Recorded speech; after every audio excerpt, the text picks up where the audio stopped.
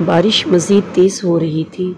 भागते भागते फूली सांसों के साथ अचानक उसे ज़ोर की ठोकर लगी और वो मुंह के बल गिर पड़ी। अल्लाह! तकलीफ़ की शिद्दत से उसकी सिसकारी निकल गई थी, जबकि आंखों में जैसे रेत घुस आई। उसका दुपट्टा जाने कहाँ गिर गया था। तेज़ होती बारिश की हर बूंद के साथ उसके हौसले जैसे दम तोड़ रहे थे, मगर फिर भी वो उठी थी और उसने पीछे मुड़कर देखते हुए फिर भागना शुरू कर दिया था। आबादी अब ज़्यादा दूर नहीं रह गई थी। पैरों में पड़े आबलों की तकलीफ़ का एहसास उसे अब होना शुरू हुआ था। बारिश के पानी में पड़ते कदमों की चाप करीब आ रही थी। उसने अपनी रफ्तार मज़ीद तेज़ कर ली। मसफ़ बस कर यार, और कितनी पिएगा तू? वो सब मसफ़ अली मीर के घर पे जमा मौज मस्ती कर रहे थे जब उसे विस्की का छठा पैक तैयार करते देखकर शहरयार ने गिलास उसके हाथ से छीन लिया। मसफ़ की आंखें खूबसूरत हो रही थी। आज नानो घर नहीं है तो इसका मतलब ये नहीं कि तू सारी हदूदों को यूं ही फलांग जाए। थोड़ा बहुत होश कायम रख। आफ्टरऑल इस वक्त हमारे जाने के बाद तुझे सारा काम भी संभालना है। वो उसे डांट रहा था। मसफ़ बेनियाजी से मुस्कुरा दिया। काम संभालती है मेरी जूती। तुम सारे बंदर किस मर्ज़ की दवा हो? जो गंद बखेरा है उसे समेट कर भी जाओ। तुम भूल रहे हो शहज़ादे कि ये दावत खालिस्तन तुम्हारी तरफ से थी। So what? चलो समेटो, शाबाश। नानो को ज़रा भी पता चल गया तो निकाल बाहर करेंगी घर से। हाथ छठे पैक की तरफ बढ़ाते हुए वो उठ खड़ा हुआ था। एन इसी लम्हे गेट पर जोरदार दस्तक हुई। मारे गए। लगता है नानो वापस आ गई।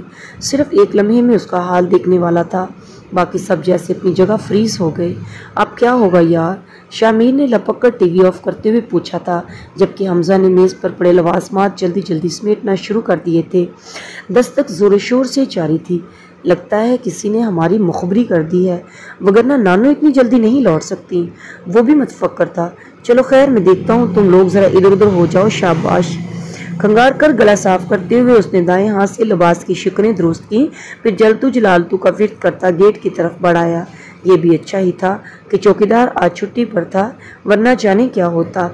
गेट तक आते आते कोई 10वीं बार फिर दस्तक हुई थी। मसफ़ ने मज़ीद ताख़ीर किए बिना जल्दी से गेट वा कर दिया।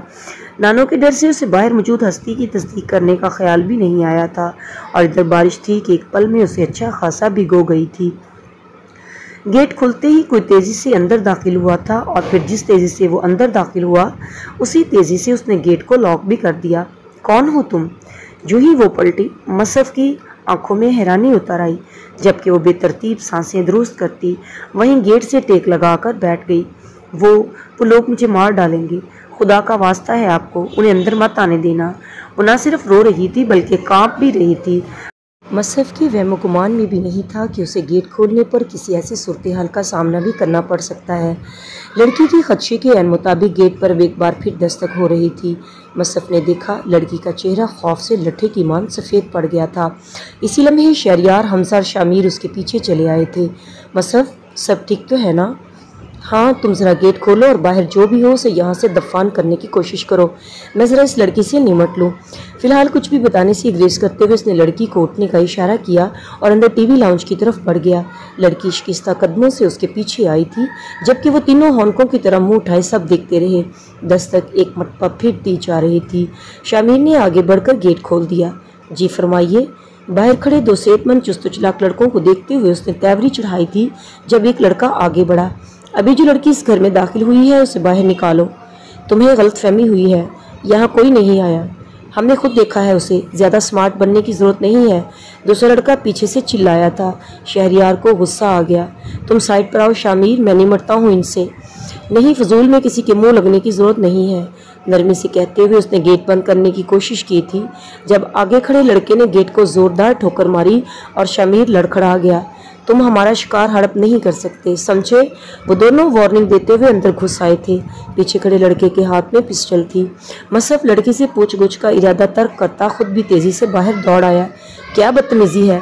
उसे मामले की संगीनी का एहसास हो गया था। सारा नशा इस लम्हे जैसे हवा हो गया हो।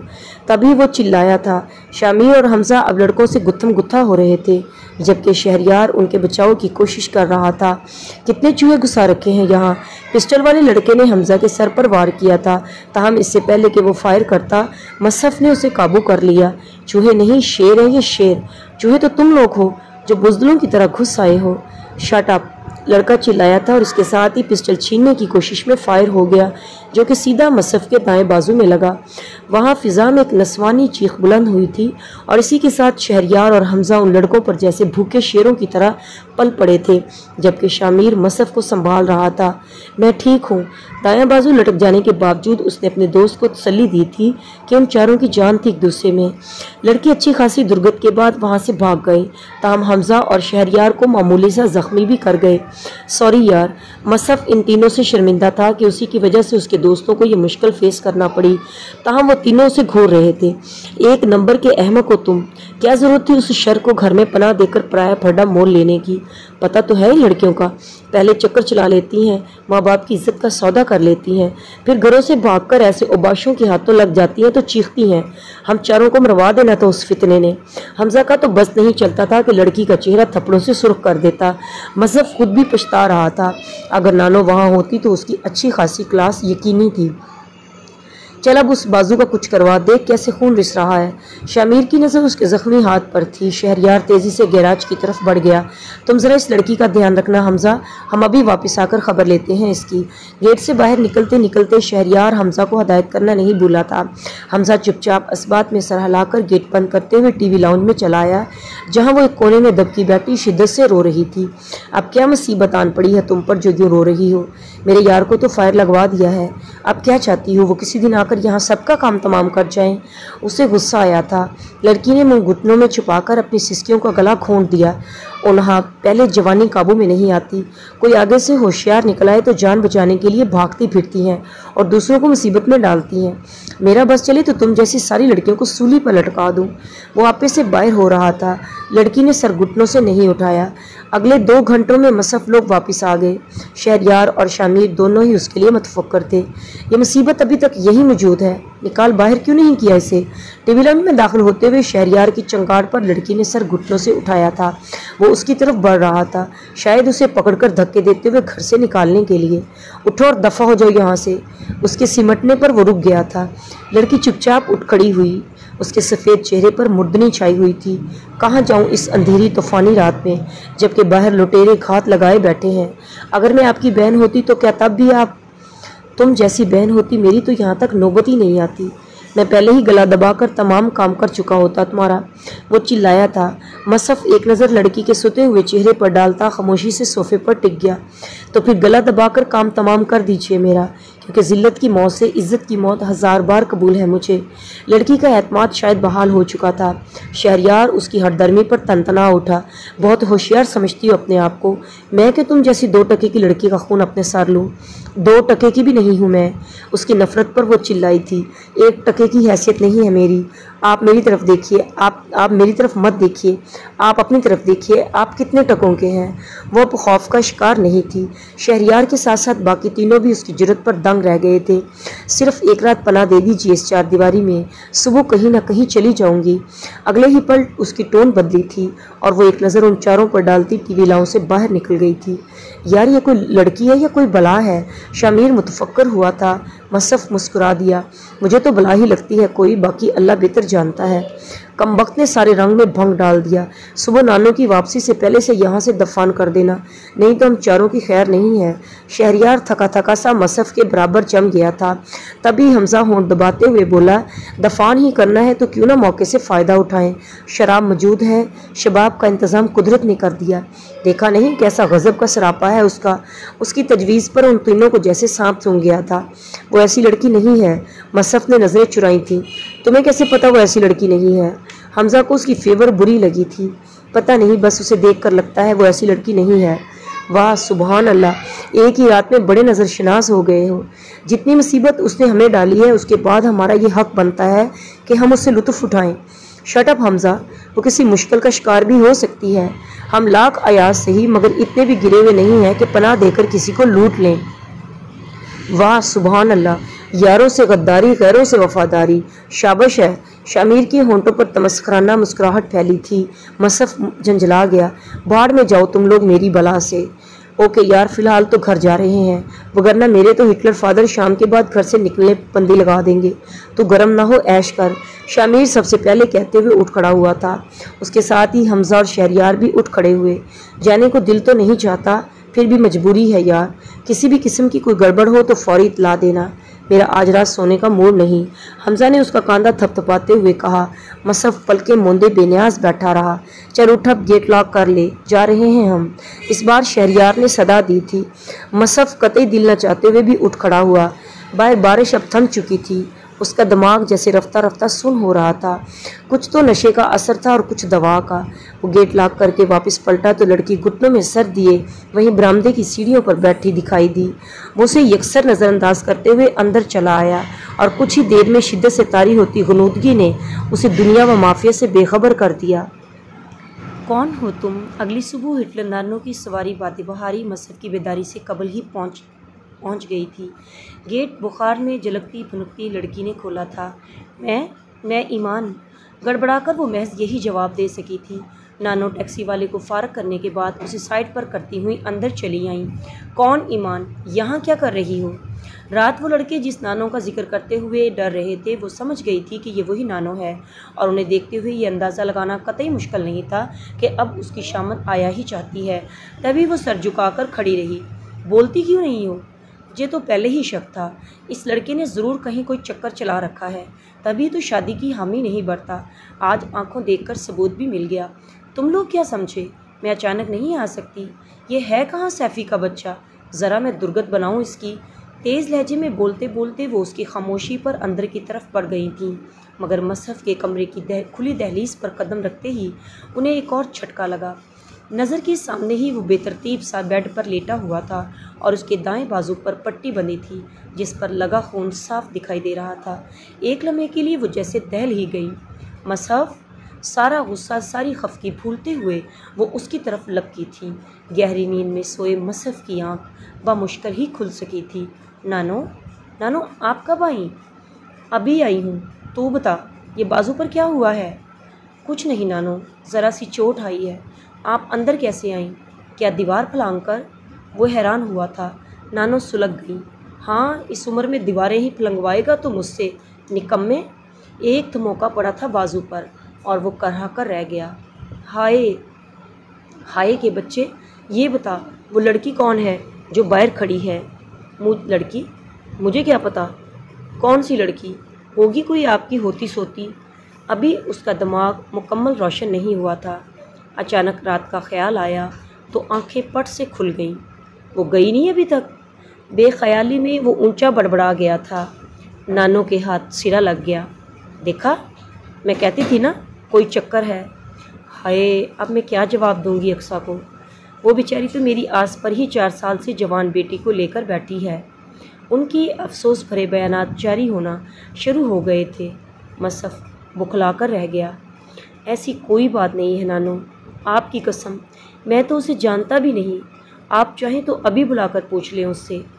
अक्सा खाला की जवान बेटी से हाथ धोने का हौसला उसमें नहीं था, तभी फ़ौरन सफाई पेश की थी, मगर नानो ने उसका कतई यकीन नहीं किया।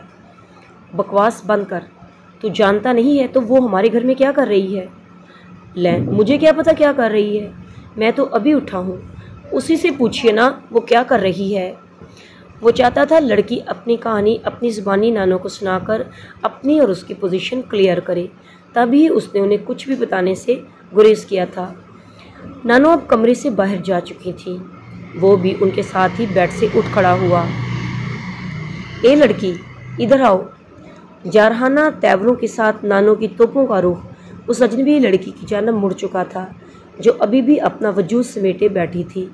मसहफ़ को भी साख्ता ही अजीब सी शर्मिंदगी का एहसास हुआ। वो सारी रात सर्द मौसम में बिना किसी आंचल के कैसे बाहर बैठी रही होगी। जी, लड़की के चेहरे से ही उसकी तबीयत की खराबी का पता चल रहा था। कौन हो तुम और यहाँ इस घर में क्या कर रही हो? नानो खुद चलकर उस लड़की तक आई थी, जबकि मसहफ़ शर्मिंदा सा वहीं खड़ा रहा। बताया तो है, मेरा नाम ईमान है और मैं यहाँ क्या कर रही हूँ तो ये इनसे पूछिए, अपने नवासे से, जिन्होंने अपना नाम तो दे दिया मगर कोई मुकाम नहीं दिया। कोई बम ही था जो मसहफ़ और नानो दोनों को अपनी समातों में ब्लास्ट होता सुनाई दिया था। नानो नहीं जानती थी कि अभी थोड़ी देर पहले उस अजनबी लड़की के सामने अपने नवासे पर जिस शक और बदइत्मादी का इजहार वो करके गई थी, उसी ने उस अजनबी लड़की को पनाह और तहफ़्फ़ुज़ के लिए झूठ की ये राह दिखाई थी। वॉट? मसब उसके सफ़ेद झूठ पर शौक रह गया था।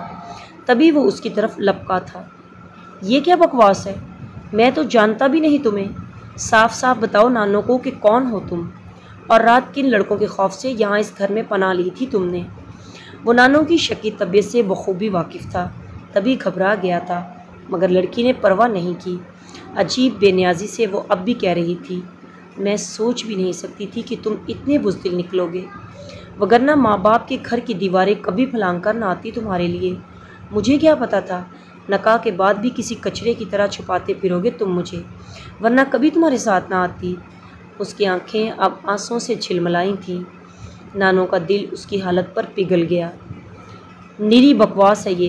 तुम नानो के सामने मेरा इमेज ख़राब कर रही हो। ये सिला दिया है मेरे एहसान का। इससे तो बेहतर था मैं रात ही धक्के देकर तुम्हें यहाँ से निकाल बाहर करता। हाँ, सही कह रहे हैं आप। एहसान ही तो किया है आपने मुझ गरीब लावारिस लड़की से निकाह करके। मगर ये बात कब तक सबसे छुपाएंगे आप? एक ना एक दिन तो सबको पता लगना ही था, तो फिर आज क्यों नहीं? नानो भी एक औरत है, ये मेरे साथ कभी जुल्म नहीं कर सकती, मुझे यकीन है। भला की खुद एतमादी थी उसके लहजे में। मसफ़ की अक्ल जवाब दे गई, बंद करो ये ड्रामा।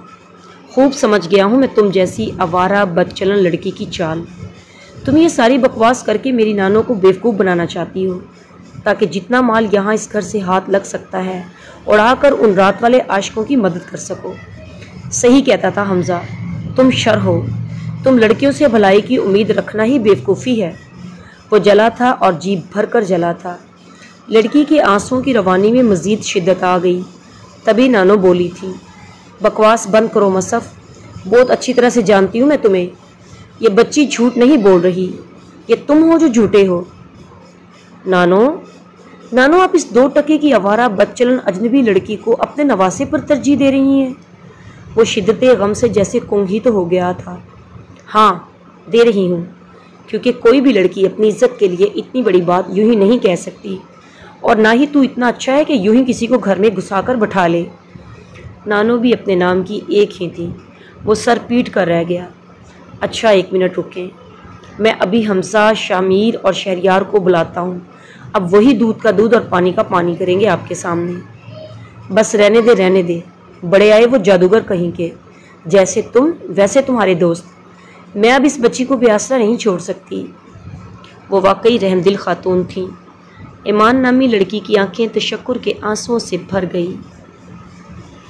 अच्छा बेटी, चलो अंदर। लड़की के हाल पर दिल गिरफ्ता होती वो बिना मसफ़ की परवाह किए उसे अंदर ले गई थी। पीछे मसफ़ अपना दर्द, अपना ज़ख़म भूलकर उन तीनों के नंबर ट्राई कर रहा था, जो रात भर जागने के बाद अब ख्वाब खरगोश के मज़े ले रहे थे।